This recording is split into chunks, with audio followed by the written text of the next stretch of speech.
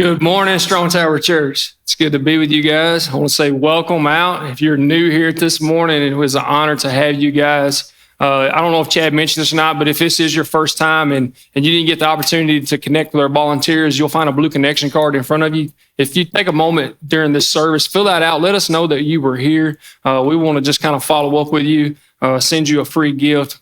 Just to say thank you for being here with us. For those of you who don't know me, my name is Shawn Carter. I serve as one of the pastors here at Strong Tower Church, and I'm excited to fill in for Pastor David this morning and wrap up this series we've been in, Me and My House. How many of you enjoyed this series, Me and My House? Yeah, some hands going up in here. This whole series has been all about family. It's been all about marriage and parenting and those things. And as we kicked off this series, though, the whole series drived around Joshua chapter 24, verse 15. It says, "As for me and my house, we will serve the Lord." As for me and my house, we will serve the Lord. And so, like I said, it's been all about family and marriage and those things. And today, I want to say this before I dive in. There's a wide variety of age. There's grandparents in here. There's family couples who are married that have college age or teenagers, and then there's some of you who have very young children, newborns, and those things. And then there's some non-married singles in here. But today, listen, this message is really going to be around parenting and our kids and marriage. But I think that older people, you can be like, man, that's right. Things are different. For those of you who's in that mid-season, be like, man, this is good. I need to hear this. And for those of you who are going to step into that one day, you're going to be like, man, I'm glad that I was able to hear that. And so as we dive into the message today, how many of you like watching the TV shows where they're doing the home makeovers and they're doing the renovating and the remodeling?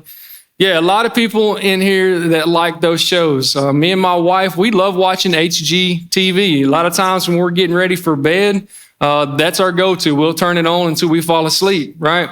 But I love those shows. I love seeing, homes be transformed, that may be looking rough, they're falling apart, and they remodel them, they look good, or, they do those flips and they just resell them. It's just awesome. And so when I watch those and I see these new things that they're doing and how nice and fancy they're, it makes me want to build another house, right? Like I get excited. I think, man, I want to do some remodeling in my house. I want to do some painting, do some fixing up, remodeling, right? We love that. And so, many of us say, hey, I want to do those things, or I want that to be my dream house one day. I love that. That's what I want to do. But can I tell you this morning, when it comes to our homes, sometimes our homes can look really good on the outside, but on the inside look different. Like on the outside, our homes can be beautiful. They can have this amazing design. Right, we can have the white picket fences, we can have the awesome landscape, the striped yards, and all those things. But on the inside of our homes, what we're experiencing is conflict, confusion, and chaos. And so, as we look at this morning, what I want you to know is that there is a crisis that is buried deep within our families. Families are out of control.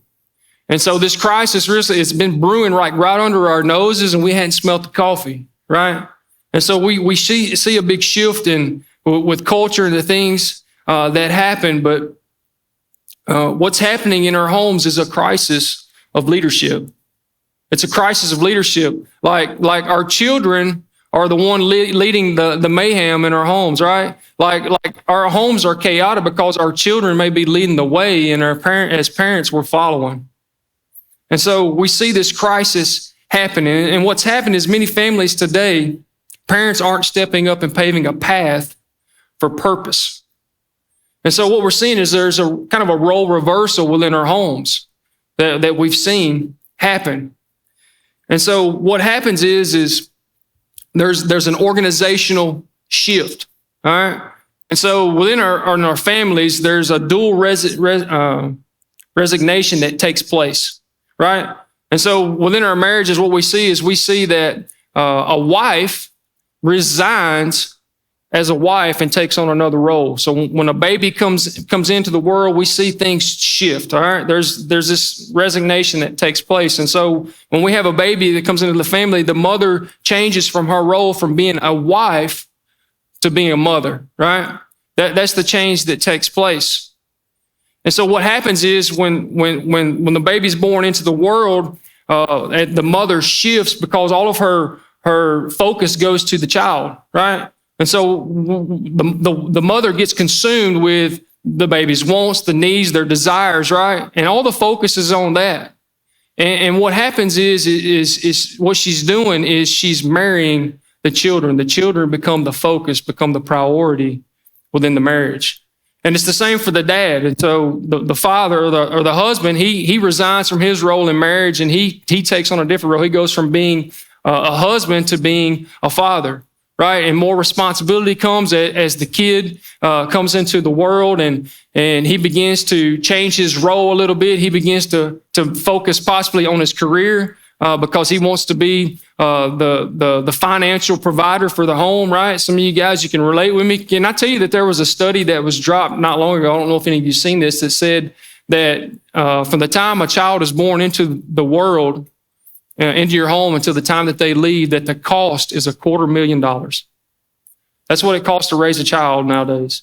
And that's crazy when I think about it. It's probably a lot of very well true if you added the numbers up over the years. But what happens is the dad, because of the financial costs and he wants to be the provider for the home, the dad gets so caught up in work and the work schedule and working hours and gets caught up in all those things that's where all of his energy and focus goes into being the financial provider. And so what happens is he marries the career. And so meanwhile, while these things are taking place, the marriage relationship gets pushed further down the priority within our homes.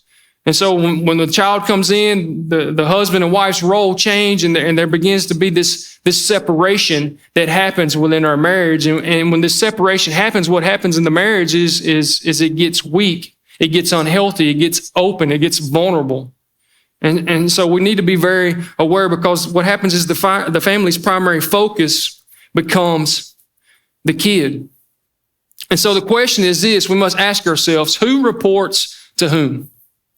Who reports to whom? With the marriage no longer being the vocal point, the child becomes the center of everything. Everything evolves around our children, right? Come on, we know what's going on. Like everything evolves around our children. We want them to be happy. We want them to have the best. We want them to have this. We want them to do that. We want them to enjoy their childhood. And what happens is we lose sight of what's most important when it comes to our marriage, and we focus on our kids and their wants and their desires and their needs.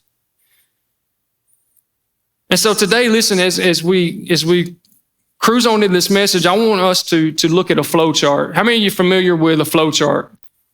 All of us, okay. So the flow chart with businesses, they use a flow chart a lot of times because when they use the flow chart, they want to show, who's at the top of the business and then how things kind of branch and flow underneath that. And so today, what I want us to do is I want us to create like a family flow chart, okay? And I want us to kind of use that model. And so at the top of our family flow chart, you put a square up, a bubble up in it, whatever you would put, there's a 3-letter word that should be at the top of it, and it's God.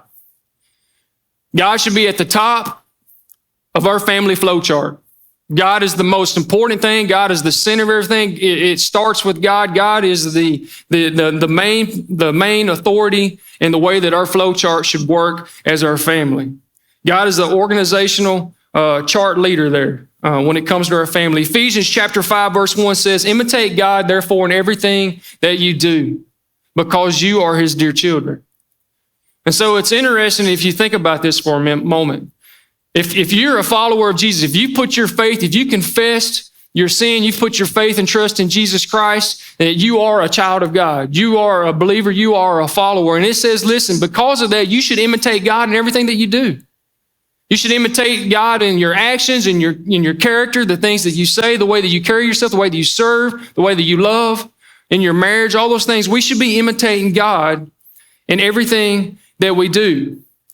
And so if you look at the first two commandments of the 10 commandments found in Exodus chapter 20, verses 3 and 4, it says this, you must not have any other God but me.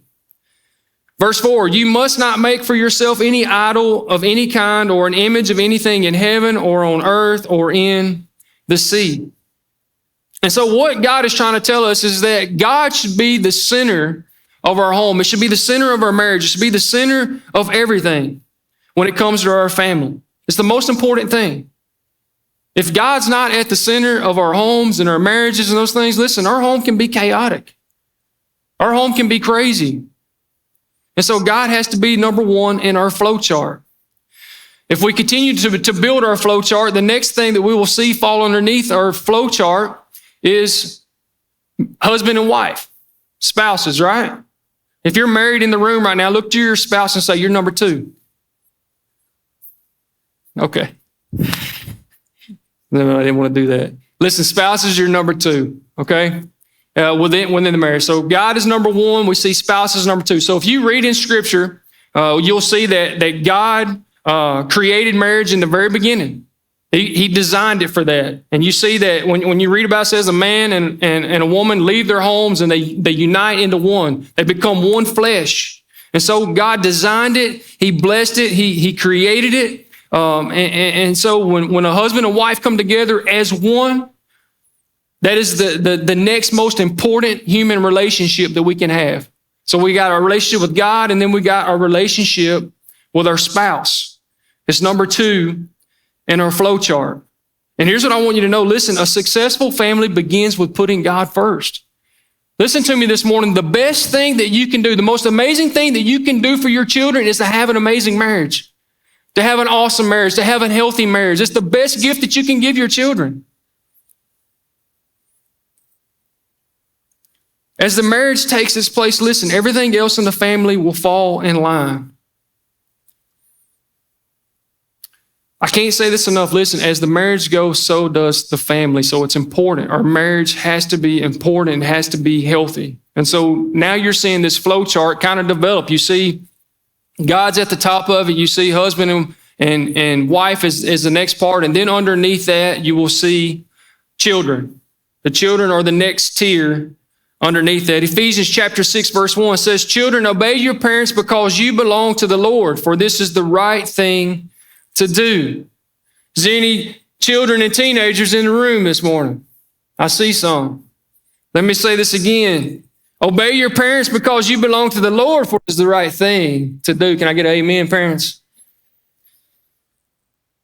Obey your parents. Respect your parents. Honor your parents. It's the right thing to do. God's called you to it.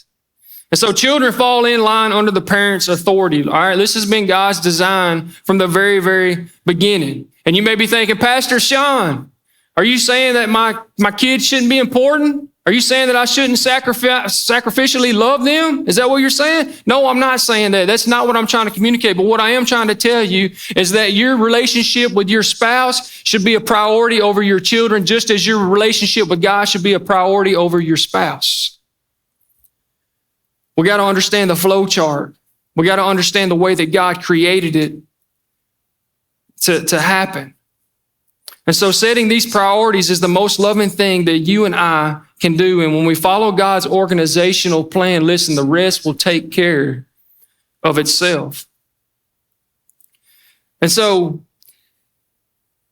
if I ask you the question, have you began to identify a leadership crisis within your home? Some of you might say, maybe so. Maybe there's some things that I'm seeing. Maybe my kids are the priority in my home, and that's not the way it's supposed to be. And what you're seeing is an upside down flow of your family organization, and it needs to be fixed. And so if that's you, listen, you might need to initiate a leadership takeover in your home. And so I want you to know, listen, God is not a God of chaos. God is a God of organization. Amen? And so if I give you the definition of parenting, parenting says this: parenting is the process of teaching and training your children to lead. All right, many of us would say, yeah, that's right. That's what our role is as parents. And so we have to make sure that we're doing that. And so our role is to develop them, right? It's to develop them for life. It's to equip them. It's to prepare them, right? As adults, we know how difficult life is. We know the things that they're going to run into. We know the things that they're going to face. And many of us in this room would say, you know what? I think the most important thing that we can do as parents is to build a good moral and spiritual foundation for them. Would you say that? Yeah. But a lot of times we lose sight of what the ultimate goal is. And so we have to understand that we have to be intentional and strategic in every effort that we get to teach our children about God, to teach our children about their faith, to teach our children and equip them and prepare them for what life's going to bring them. Because we know it's not easy. We know it's difficult. And in the culture that we live in today, listen, I don't know what our kids may face when they get our age. It's scary to think about. And so we can't lose sight. You need to understand something. The enemy wants to make sure that you're distracted. The enemy wants to make sure that you're not preparing and speaking into your family and your children. He wants us to all be distracted. He wants our kids to be distracted. So at the perfect time, listen, he can come in and he can do what he does. And he can cause destruction and chaos in our homes and with our children. Proverbs chapter 22, verse 6 says, start children off on the way that they should go. And even when they are old, they will not return from it. Start children off on the way that they should go. Listen, it says go. It doesn't say they should stay, right? It says they should go. Start them off on the way that they should go so that they will not turn from it. And so right now, listen, we need to begin to make sure that we lead as parents in our home, and we need to make sure that we have an agenda set to do that. And so if you're taking notes this morning, I want to share 4 things that you can do that help set an agenda to make sure that you're leading your home in a healthy way. The first one is this: say goodnight. Say goodnight. Listen, when we have children and they begin to age and grow up, like we set a bedtime for them, right? We set a bedtime for them. And so kids have to have a bedtime set for them. For me and my wife and our kids, listen, we've always had that bedtime set for them. But here's the thing, listen, as they've gotten older as teenagers, they try to change that. They want to tell me when they want to go to bed. And here's the thing, in a kid's CE home, when the kid's leading everything, they want to tell us what time their bedtime is, right? They want to try to tell us that. But listen, it's not just about bedtime. It's about establishing a culture and an environment to where there's structure, right? Because that's what we're talking about today. Children need structure in order to thrive. Without a structured environment, listen, it is proven, without a structured environment for kids, listen, it says that they can experience anxiety. When we don't have a structured environment, when we don't set that well for them, what you can see kids begin to have these meltdowns, right? These temper tantrums. Some of you who's got some toddlers in this room, you know what I'm talking about, right? You're like, oh my goodness, I've dealt with that. And then many of you who's had kids as you're growing up, you remember those days. You remember when they begin to push back, like you try to tell them it's bedtime, you try to take a tour, you need to tell them to do this and that, and they just throw an awful fit, right? They have a temper tantrum. And you're in this moment where you got to make a decision. Do I give them what they're pulling and fighting for, or do I stay stern in that? Do I stay structured in what I've created for them? And so there's this tug of war thing that's happening. Like they're fighting to try to have the power. They're wanting to see how you're going to respond. They're wanting to see that. And this can continue to happen within your home as long as you allow it. If you don't continue to have structure within your home, listen, you may continue to see behavior problems as they continue to get older. And so listen, we got to make sure that we have a structure. Deep down, children crave a structured routine. They crave a structured routine within the home. And the reason that they do is because they'll feel safe and secure and they'll know what to expect. And so they want that. The second one is this: we've got to take time to connect daily. Take time to connect daily. And so we live in a culture now where technological devices can consume our young people's time and hearts. Right? Would you agree with that? Yeah, man, we know it's a problem. We know that if we allow our children, they would sit with an iPad or a phone, or they would sit in a video game system for hours if we let it happen. And the truth is, many of us have let it happen from time to time. My kid's been guilty of it. He'd sit in his room and play games with his friends like all day long if I allowed it. And here's the thing, listen, they will do that. We have to make sure that we control those things. I know like when we come home, sometimes we want to relax, right? We worked all day. We're hard. We just fixed supper. We just did all the things we need to do. We want to kick back on the couch. And especially when our kids are little, it's real easy just to give them an iPad or a gaming system. And you rest up and get ready for the next day. All right. We've all done that. But here's what I want you to know. Listen, your kids spell love Time. Your kids spell love Time, and so does your spouse. They want our time. They want our time. And so we have to make sure that we do a good job of giving them our time. And so for me and my household, and this is probably the same for many of you who, you get up early, you go to work. For some of you, you may not even see your children in the morning. You may not even get to talk to your spouse very long. It's the way it is in my house. I drive a school bus for Sumner County Schools, and so I'm out early to go drive a route. And so my wife is just waking up, grabbing a cup of coffee when I'm going out the door, and my kids are still in the bed. And for me, listen, I don't like that. I want to be able to connect with my family. I want to be able to connect with my children. I want to be able to say good morning to them and encourage them and, speak into them. And I don't get that. And so it's been difficult for me sometimes as they're getting older, man. And so one of the things that we did as a family is we started a group text. And so my daughter, she got into middle school. We went ahead and got her a smartphone just so I can keep up with she's at. She's playing sports and different things. But we started a group text. And I really enjoy doing this because this gives me the opportunity that I can send them a text in the mornings and let them know that I love them. Let them know that I hope they have a good day. Send some scripture with them to challenge them. Hey, here's how you can be a reflection of Jesus today. Let your light shine today. Or I can say, good luck on this test. I know one of them's got a test coming. I say, hey, good luck on that test. You're going to ace that thing. And so it just gives me the opportunity to speak to them so they know I'm thinking about them and I can encourage them. That works really well for us. Some of you may already have a group text that you've got established like that, and you have a lot of fun. You communicate with each other throughout the day, send silly pictures and have fun, tell jokes, and all those things are great. But in the evenings, listen, the evenings are the most important time for us. I talked about this a few weeks ago. Listen, you only get so much time with them.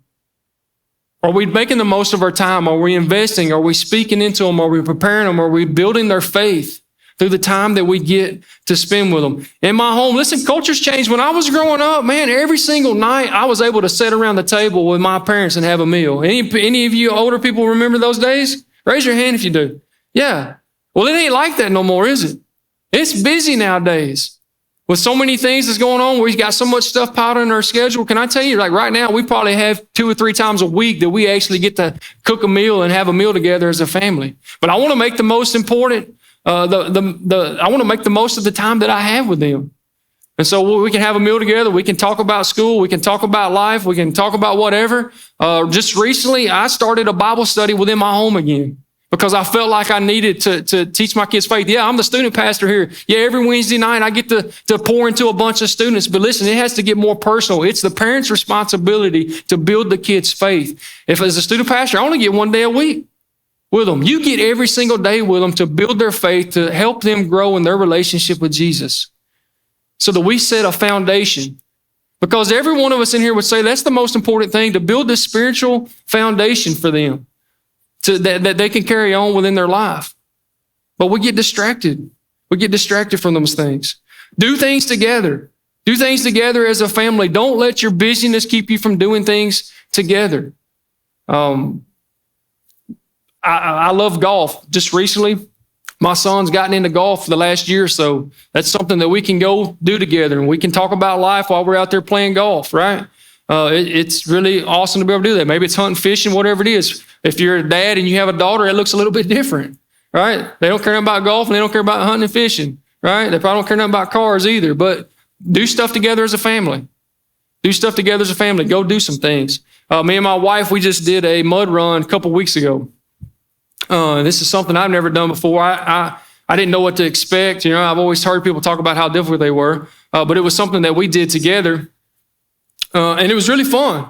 We enjoyed it, right? We had a good time doing it. But as we got done with this thing, I thought, man, this would be fun to do as a family.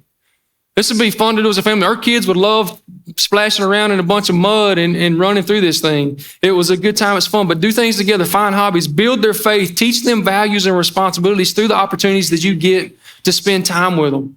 We only get so much time in the day to connect with our family, right? They have schools, we have jobs, and then there's the ECAs, right? The extracurricular activities. And so that's my third one today, is we got to limit our ECAs. We got to limit our ECAs. We must set a reasonable limit on our children's extracurricular activities. And as a parent, listen, we got to know what's best for our children. And so we got to ask the question, what is best? We're the parent there. We have to make that decision there. Again, when I was growing up, culture was totally different. Yeah, you could play sports, you could be in these extracurricular activities, but it seemed like, man, you were still home for the most part. You still had plenty of time to connect as a family. And culture's changed nowadays. When it comes to extracurricular activities, boys singing, cheerleading, basketball, baseball, I mean, you name it. There's all kinds of sports. And then there's this whole travel stuff that's happening now. Come on, how many people is involved in some travel stuff, right? Some of us in this room are. I've been involved in the travel sports, right? And what happens is when we get too involved in so many of the ECAs, man, it affects our marriage. It affects how healthy we are in our relationship with God. And at the end of the day, listen, we want our kids to be happy. We want them to have fun. They love that stuff. My kids, they love it. There's been seasons where my kids have been in multiple sports and we've got tournaments happening at the same time when one person's at this place and while the other one's at this place, and we're just trying to make it work just so they can be happy and so they can do what they want to do. And it's difficult. And can I tell you, as a pastor, that's been some of the most difficult seasons in my life, is when we've been pulled with so many extra activities and we're trying to help our kids be happy and do the things that they enjoy. It's been difficult seasons. It's been the times that I've felt the most physically tired and the most spiritually drained. And for me, even as a pastor, I have to be careful, because the way that I recharge is I have to be still. I have to slow down. I can't be busy and consumed up, because I run on empty. And it's not healthy for me. It's not healthy for my marriage. It's not healthy for my home. And so we have to make sure that we limit the ECAs. All of these activities are competing for our time and our kids' time. And they're often pushing the things that we say matter the most to us as family. And so don't let culture decide what's important. Don't let culture define what we need to be doing. You make the decision as a parent, because you know what's best for your children. And so every one of us have to make that decision. Here's what I want you to know. Listen, we're in a fight. We're in a fight for our families. We're in a fight for our marriages, and we can't be distracted, and we can't let everything consume around our children.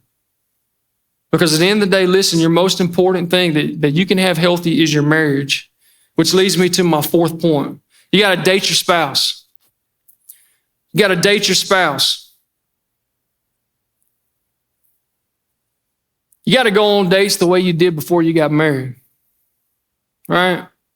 Y'all remember those days? Those of you who've been married for a while, yeah, I see some smiling, looking, yeah. Been a long time is what they're saying. You got to date your spouse like you did before you got married. And for me and my wife, listen, that's something that we were able to do for a very long time within our marriage. When our two children came along, can I tell you that at least once a month, if not twice a month on Friday nights, we would go on date nights. We did it. We tried to keep it a priority. But for us, listen, we had grandparents who were a blessing that would be willing to take the kids on a Friday night for us so that we could go do a date night. Grandparents, if you're doing that, bless your heart. Keep on doing it. But I do know this. I know that there are families that you don't have that, and it's difficult. And it's hard to find times to date your spouse.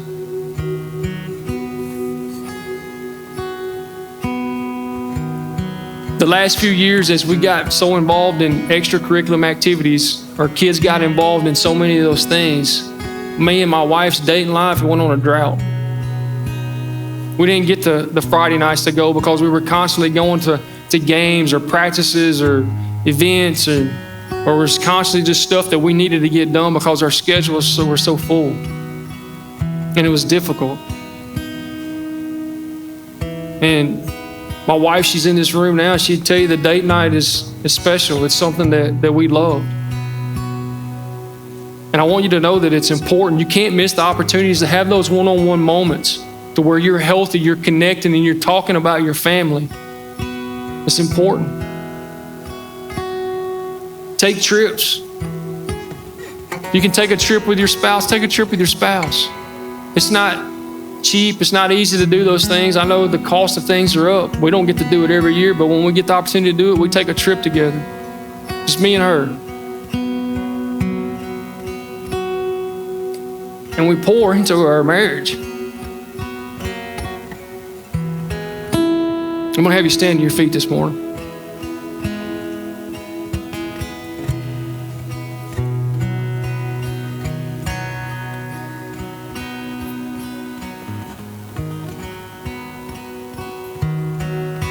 I don't know where your marriage is right now, but I hope that it's healthy. I think there's people in here, you've experienced unhealthy marriages before. I think there's people in here who say, you know what, I've spent a lot of time focusing only on my kids, and I've seen this separation happening in my marriage where it ain't been healthy. It hadn't been good. We find ourselves drifting apart instead of closer together. You find your relationship with God kind of drifting away instead of staying at the focus of what matters the most. Henry Cloud said this. He says, a marriage is only as strong as what it costs to protect it. Pay the price now to keep your marriage on solid ground. If you want your children to turn out well, it's going to start with your relationship with God, and it's going to start with your relationship with your spouse. Listen, if you want a healthy home, it starts with a healthy marriage. And if you want a healthy marriage, it starts with your relationship with Jesus. And so through this series, listen, I hope that you've took away one thing. Is that my relationship with God has to be the most important thing so that I'm healthy for my spouse, so that my marriage is healthy, so I know how to love and serve and provide for her, to meet her needs. And that when you have a healthy marriage, listen, that's the best thing that you can do for your children. Because they see everything that you do. They see how you love your spouse, how you serve your spouse. They see your relationship with God. They see what's important to you. Come on. And we get distracted. We get lost of what's most important. We get so consumed. And so what I want to do, I just want to pray for every family. If you just bow your head with me. Heavenly Father, Lord, thank you. God, I thank you for every family that's a part of this church. I thank you for every family that may even be here new today. God, I pray, Lord, that your Spirit has spoke to us today. God, I pray, Lord, that through this series, God, we understand that the most important relationship that we can have is with you. That you're the source of joy, that you're the example of how to love our spouses, how to love our children. God, I pray for every marriage represented in this place today, God, that it would be healthy.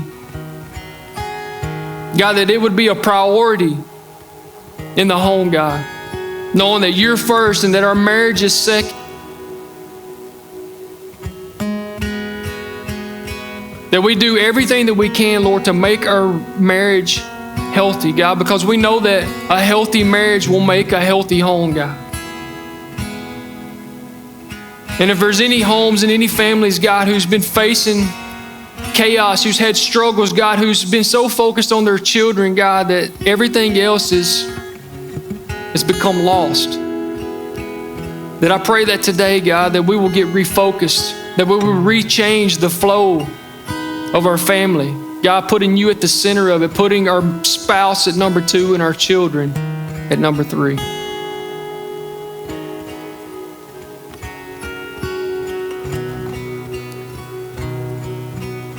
Father, I pray that your blessings would be on every home. God, I pray for your protection.